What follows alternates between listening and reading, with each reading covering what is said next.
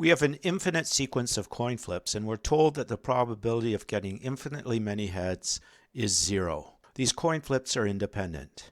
And then we are asked to prove that the probability of getting a head must converge to 0, meaning as we go along the sequence, the probabilities must head to 0. There's nothing said that the coins are IID, just that they're independent. So the probability of getting a head can vary as time goes on. So to start to solve this, we want to set up the events. So we let AI be the event of getting a head on the ith flip. And so knowing that there is no possibility of infinitely many heads, that it means that there's no possibility of the lim sup of AI happening, which means the probability of the lim sup of AI is 0. That's what we know.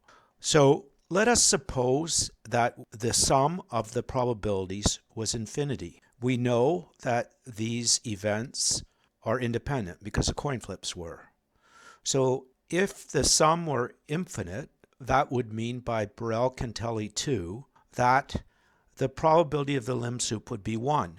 But it's not. It's 0. So we have a contradiction. And so this means that the sum of these probabilities has to be finite. The sum I is equal to 1 to infinity of the probability of AI has to be finite.